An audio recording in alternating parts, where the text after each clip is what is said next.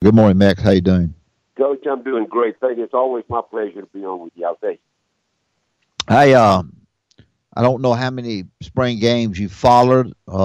You've got the floor until I ask the next question, I guess. But I know that you saw some either on film or in person. Tell our listeners who you saw and what you thought. I think I saw every one of them at some point in time on the replays on the SEC Network. And let's start in the East right now. I don't Okay. think anything. I don't think anybody's going to argue that Georgia's going to be right back there. I was a little surprised at the young quarterback in Justin Fields. I think he's going to give from the existing quarterback a run for the money. I think they're going to have the same situation develop there that Alabama's got, and which Really? is not all bad Yeah. when you got two that can play. So of course, keeping them happy and playing time, we all understand that, have been through it. But the fact is, I think Georgia will be there. They got to replace two running backs. The Holderfield kid looks like Vander Holderfield's son. Looks like he's going to come on, and the Swift kids will be the two running backs at Georgia. They lost a couple of offensive linemen. They've had a couple of transfers since the spring, so they got to kind of be sure that got depth there. They lost 7 starters on the defensive side. I think that's where Kirby will have to really work hard. Of course, that's his forte. That's what he does. They got Mel Tucker there, who I think is as good a defensive coach as he is in the league. And so I think his talent's certainly there. I think their challenge, in all fairness, Coach, I think the challenge is going to come the second week when they play South Carolina.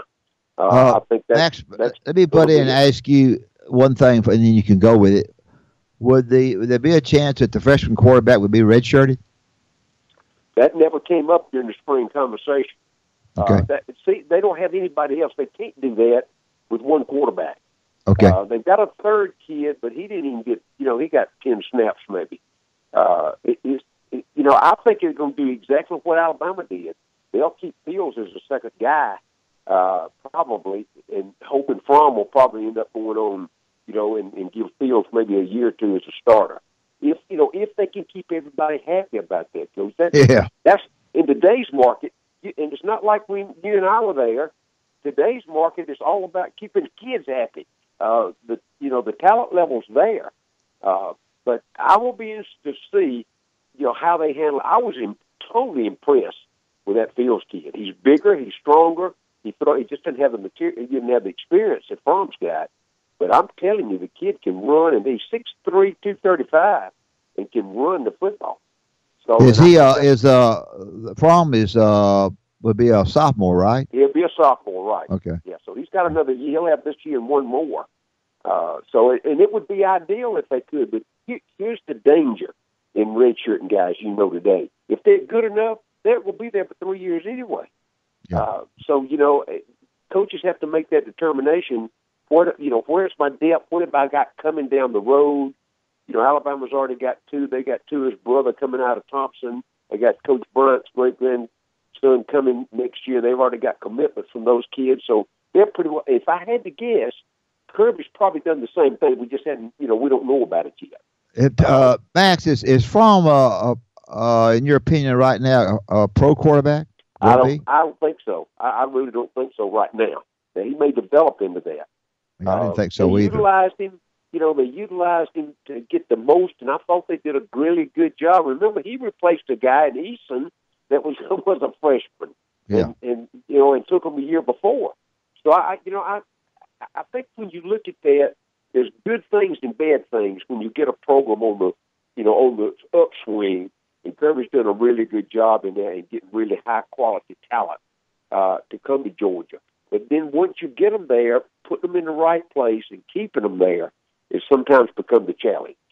Yeah. Who else? Who else? Industry play? What teams? You go. I think Georgia's. I think without a doubt number 2. I'm gonna put South Carolina at number 2 right now. Really? Yeah, I really do. I think that's where in the SEC. I think they're going to do it.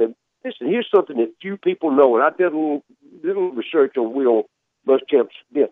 He won 9 games last year with only 59 scholarship players. He lost both Samuels, the running back. He lost 3 offensive linemen and about 4 or 5 on defense that didn't get a chance to play after the first 2 or 3 ball games. So I'm giving that experience that those kids had coming into last year, with Bentley coming back as a quarterback.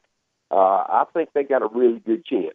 But again, that's going to be determined that second week when they got to play Georgia. But they got them in Columbia. So they've got the new offensive coordinator too, don't they? Yes, they do. I think is it Werner? Yeah, he's going to be part of it from Ole Miss to Alabama. Yeah, right. So so I think there's a lot of good things going on in South Carolina. It's kind of been, under the wire, and not a lot of people talking about it right now. So I got them at number 2, as far as where the rankings go, and then I'm gonna put Missouri in that number 3. Really? I'll be honest with you. The reason I got Missouri at 3 because of Drew Lock, the quarterback. He actually led the conference last year in passing, and I think he's back. They got their wide receivers, both of them are 6'6" and can run and can catch. So they're gonna throw the ball all around. The running game, will have to come along. They got only one experienced running back coming back, but I think that. And now here's the question: Derek Dooley. They hired Derek Dooley as the offensive coordinator. Will he change stuff? Will he change stuff? Well, he completely failed at Tennessee, but then he went to Dallas, and coached the wide receivers for the Cowboys for the last 4 or 5 years. So he's matured. He's got some experience. He knows what the NFL does. To me, that's that can be Barry Odom's answer to his offense if Dooley can put it all together. Because remember, Barry Odom is a defensive guy. He's going to pretty well. He's like Coach Saban. He's like Kirby Smart. He's going to put a lot of emphasis on the defense. Is Derek Dooley smart enough not to change what was so successful last year with the coaches going to South Florida? That's a great question. Certainly, I would hope to think that his maturity has been to that. Has gotten to that level. And you would have to think that Barry Odom had that discussion with him before he hired him. Sure. And hey, we got something going on offense right now. We just need to. Really, what they need is a manager of their offensive system. And again, so that remains to be seen if it can get done. But preseason, that's where we all are right now. Now, I got Florida at number 4. I'm a Dan Mullen fan. I think a guy that came to Mississippi State, stayed 9 years there, took them to a bowl every year to recruit to Starkville, Mississippi, and get them to play at that level week in and week out. I think he can certainly do that much better at Florida. Now, Max, I was surprised that is it Shanahan, whoever was, I was surprised he let him go. I thought maybe the defense coordinator would be a guy that could really get him a lot of players, but he let him go. That surprised you a little bit or not? Well, he brought his guy that Todd Grantham with him. And Grantham had much more credentials in coaching there, not his contacts. Shannon had the contacts in Miami as far as recruiting is concerned. But Grantham has gotten it done. I mean, he's been all around the league for several years, and he brought him with him from Mississippi State. And that's why the change came. I do know that. Now, how that's going to work out on talent level, we'll get a chance to see. They've got some defensive talent. They don't have any offensive talent right now. They did allow some of those kids that have been suspended to come back. They took Dan Jefferson, the wide receiver from Ole Miss. He'll be a starter. They took another transfer from Ohio State who will be a starter. But Franks is going to probably get the start. But I'm going to tell you, Emory Jones, a young freshman they signed, would not surprise me for him to be starting by the midseason. Is their attitude better overall? Yeah, Coach, I'm going to tell you, we haven't read about it. He's already run off about 10. Okay. And I know him well enough. He brought his strength and conditioning coach with him from Mississippi State. And those kids, I'm telling you, that's a challenge every morning they get up. They put them through a really rigorous off-season program. And if you can't handle it, pack up and leave. We don't have anything to lose. He ain't got a 6-year contract at $36 million, so he's safe. In his athletic record was that Mississippi State hired him. Yeah. So Scott he's pretty safe. Yeah. For a year or two. Yeah, I know Scott real well. Scott Strickland, he's a good guy, I think. Yeah. So I think I think that's where Florida. I got Kentucky next, mainly because of Stoops has done a good job. They won 7 last year. He's got 9 starters back. They've got Benny Snell, the running back. They got A.J. Love, the other running back. They got a junior college quarterback in Terry Wilson, and I think they'll do okay. They're not going to win much more in 7, maybe slip on 8 this year because the East is just not that strong year in and year out. Now, here's the next one. It's Tennessee. Yeah. Jeremy Pruitt, I think, will turn that program around, but you know how much turmoil is up there. Not only with their former, they just fired the president. They got a lot of administrative turmoil going on. And of course, I know Coach Pruitt could care less about that right now, but it does have something to say about the attitude within the department. He chastised it after the spring game. He not only told the players they didn't play very well, and he was afraid they couldn't play, but he chastised the fan base. They had about 65,000 there at spring game, but he was looking for 100, and they didn't come close to getting that. So he said that the fan base not only didn't have anything to root for, they didn't even show up to give support. And so he's got an uphill battle. I think he can get it done. Here's the good side of that. Bill Fulmer that hired him just got a new 4-year contract. So I think he'll be safe for a couple of years. But you know who he's got to beat. He's got to beat Alabama or Georgia, or at least play well against those two for him to continue to build. Well, I think he's really good. I don't know him that well. I only met him one time, but the word I get, John Parker Wilson tells me, I'm going to talk about it tomorrow sometime, that he is a guy that meets and gets with people very quickly. He knows how to recruit, and which is the lifeblood of getting that thing started. And I think you're right. I think he's just going to struggle for maybe a year or so, but I believe year 3 he'll have that thing where you'll be giving this report to us. You'll be saying Tennessee's number 2 or 3. Yeah, that's the way I see it too. Remember, not only was he at Alabama, but he was at Florida State when they won the national championship, and he helped Kirby get that program started at Georgia. So he's got some really good experience on the field. And of course, Vanderbilt didn't have a spring game, and we don't know. Derek Mason's done I think a respectable job there. Got an extension on his contract, but we don't know a lot about him. I think they'll play well in some ball games. I don't even see the roster. They kept everything really under wraps this spring. So because of all that, I did put them last in the East. So is the league is the Eastern Division I think it's the division this year where the good teams of last year need to show us they're going to be good again. Georgia probably won't quite show quite that well. Probably the team that has the best chance to show us that they're going to be good again probably would be South Carolina. No doubt about that. And then to me, I got the dark horse in that league is Missouri. Because we don't know. See, it's almost like because we don't get much information down here about them. It's almost like they don't even play in the SEC. Yeah, you're right. They don't release anything, and you have to struggle to find stuff. But I agree with you. I think South Carolina's got to step it up. They need to win. I think beating Michigan in their bowl game this year, I think certainly helped them, and they've done it. And Will's done a good job recruiting. They're another team. Here's the favorable part for Will Muschamp. There's not a lot of expectation at South Carolina. They don't expect him to win a national championship. They don't even expect him to win the East. So, I think because of that, I think he'll push them a little harder. And I think Bentley is a good quarterback. I think he's a good college quarterback. I don't think he's got a lot of NFL possibilities. But I think he's good enough. He's mature. He'll be in his 3rd year as a starter. So, I like what they can do. And as I said earlier, they got Georgia at home the 2nd week. That's the biggest game for them of the year. Well, I thought, it was bad weather, but I thought the Missouri crowd for the spring game was a joke. They had nobody there. And so I thought, without not looking into it the way you do, or as deep as you look into it, I thought, I believe Missouri is going to, they have a little interest in, coaches. I think a good defensive coach. He doesn't bust out with personality. Although I will give him a lot of credit for getting up in front of the media after about the 3rd loss last year and saying, "Let me tell you something. We're going to be good."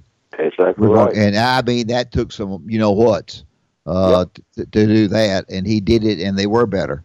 So yes, you got to give him a lot of credit. But the crowd wasn't there. Maybe the weather caused that problem. But I'm glad to hear you say Missouri's going to be pretty darn good.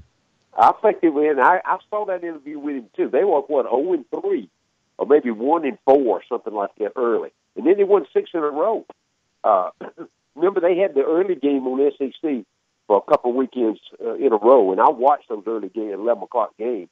And I mean, they'd come up and move that ball up and down. And to me, it was Drew Lock and those wide receivers with just an adequate running game. And I think they got all those guys back. So that's who I've got in the East.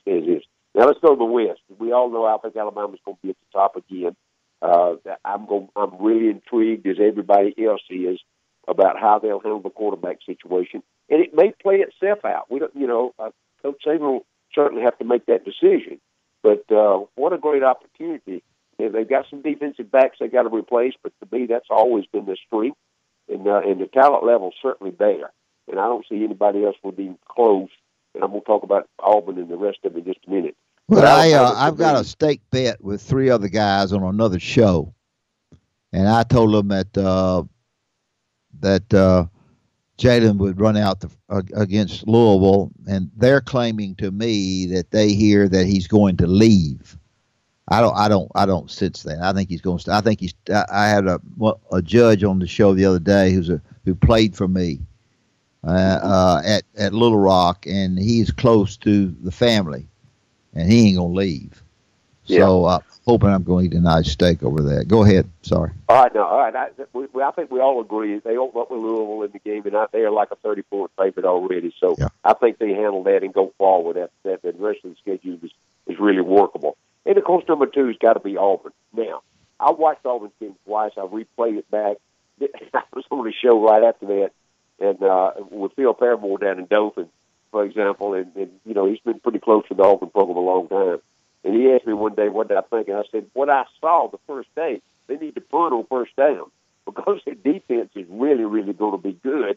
And the inconsistency on offense is where everybody scratches their head. And they still don't have a running back, and Gus has to have a running back to make that style of that offense work. And the Martin kid's going to be okay, but he's not me. He's 190 pounds, and it's hard for a 190-pound running back to take 25 snaps in the SEC. So I got them at number 2 mainly because there's so many questions on everybody else in the West that Auburn's got the best shot. Let's say that they did beat Alabama last year, they did beat Georgia last year, and they lost to Georgia the second time, and then didn't even want to be in Atlanta and got humiliated by Central Florida. So I know they got a lot to work for when they come. But I got them at number 2 right now. Here's a surprise. I think. Well, I got Mississippi State at number 3. Really? I got a new staff in, but they returned 18 starters off that team that won 9 last year. And I know Joe Moorhead's come in there from Penn State. He brought Husband back that used to be there and was at Louisiana, University of Louisiana at Who's Louisiana Lafayette? Lafayette, yes. Yeah. They brought him in as a recruiting coordinator. Because they brought 4 or 5 coaches. Coach from from Fordham and from Penn State, and the social background of these kids in this part of the country. And somebody from the Northeast calls some kid in the Delta, they don't even know what they're talking about. Sure. So he had to bring some stability to the recruiting. They had a decent recruiting class, but I think now Moorhead had a really good run at Penn State for a couple of years. He brought James Franklin along because they were blessed with a great running back. How did they get on him? How did Coach Cohen, AD, how did he get on to him? Well, I asked the same question. John Cohen is he's from Tuscaloosa. He used to come to my games. Yeah, that's what I'm saying. He was a baseball guy. I know. Had a list. He had a list of guys and he hired Moorhead right off the bat. Yeah, I know. I don't know where that. I will say this: when Moorhead came to the interview, and I was told by somebody that's a big contributor over there, that's the first time he'd ever been to Mississippi. Well, I will tell you something. I heard him on another radio show, and I thought he was terrific. Just on a radio show talking about it, I thought he was very good. Go ahead. Yeah, I think that's going to be number 3 right now. And here's the reason: because A&M. I listened to Jimbo. I watched their spring game. Jimbo was the first to say it's the softest, less talented D1 team in the SEC he'd ever been around. And if you remember, if you saw that game, Coach, they didn't protect the quarterbacks. They went live on punts and kickoffs. And what he was trying to do is find out who played. So I think he's got his work cut out for him. But I do think he's a good football coach. I do think they got 2 returning starting quarterbacks. One that was injured, he's back, and the Munn kid that finished the season. I think he played 7 games. He's back. And the running back situation's adequate. So I think they're going to be. I got them at 4. And the main reason, LSU probably has got an opportunity to be there, but we don't know. Is Miles Brennan going to be the quarterback? I mean, it looks like they played 3 kids in the spring game, and none of them stood out. The defense is going to be adequate. My good friend Pete Jenkins has been the defensive line coach there, retired. Aranda had to go and hire another one. They kept Aranda as a assistant head coach, paid him $2.5 million to stay. To me, that's a coach in waiting kind of deal. Bergeron's on the hot seat. I think he is. I think he's on the hot seat. See, so I think A&M and LSU is a toss-up as who's going to be at number 4. I got Ole Miss at number 5 mainly because they don't have the depth. Their offense was pretty good. They still are lacking defense. Their linebacker core, and they didn't have 1,000 people at their spring game because of the weather. But they just got too many. But Matt Luke, I thought, was by far the best option for them to hire because he's an Ole Miss graduate. He's worked there. He's been there. He understands the lay of the land. He understands the problems it takes in recruiting. So I got them. I think they're a 6-7 win team this year, and that's where they'll be. Then Arkansas with Chad Morris. Great credentials in Chad Morris, but they don't have the talent. They don't even have a quarterback that can run his offense on campus yet. He's going to be a kid right out of high school that's coming in from Texas that's going to probably end up getting the starting quarterback job. The defense will be spotty, to say the least, but they got to play in the SEC West, and I got them last right now. Surprise teams in there is going to be Texas A&M to me. Okay. Can Arkansas in the future, does he have the ability to go into Texas? That's the reason they hired him. Yeah. To go into Texas and recruit players that can win? Is he going to get? Yeah. Go ahead. I think here's the reason he can. Is the fact is there's so many players in Texas. Jimbo's going to get theirs. Tom Herman's going to get enough of theirs, and we know where Baylor's been. We know where TCU's been. But say there's 400 players that play D1 that can come out of Texas every year. So there's enough there, and he will utilize that mainly because of his system in the run in that run read option category. He has to have a quarterback that can run that system, and he coached in the high school level over there long enough. And I think he's got a good background. He was at Clemson with Dabo when they established their program over there. He stayed there like 4 years.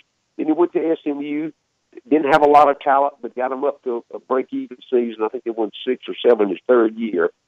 Didn't play anybody, but the program improved. And I think that's where everybody's looking at Arkansas for. Max, as people look at the SEC, comparing them to the other, to Big Ten and ACC. ACC is all Clemson. That's about it with Miami in there. But it is the SEC. I made the statement last year. 2 SEC teams wouldn't play in the championship game, and I got of course I've been busted for that over and over and over and over. Is it the kind of program continuing that is going to be number 1 nationally, or is it dropped off behind Big Ten or Big 12? So I think because when we compare the teams from top to bottom, I think because of I won't call it mediocrity, but there are few leagues around. The Big Ten is going to have Ohio State and Michigan State and maybe Michigan now that Patterson's eligible at the quarterback position.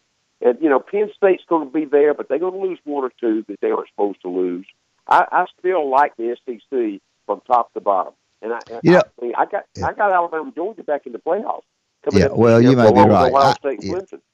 Uh, I just feel like, you know how I am. I just feel like there are not as many major teams throughout the country where they're Uh, just so good they that's go smack everybody. that's It's exactly that that's way in exactly basketball. Is that's that right exactly or wrong? right, Coach. No, you're absolutely right. That's my reasoning to say the SEC's going to be back at the top, and they're going to Okay. probably have two teams in the playoff. I think Okay. Alabama and Georgia both going to be back, along with Clemson and Ohio State. That's who I got already picked out. As I see it coming up for the, now we don't know about injury. There's some other things. They may lose a game. They may get upset along the way. We can't pin that in. But you look at what talent is there. Look at the schedule, and you look at the return players they got coming back. And I don't see how anybody can argue. Every poll I've seen has those top four in the top four right now in the preseason. And I think that's what we got to go with.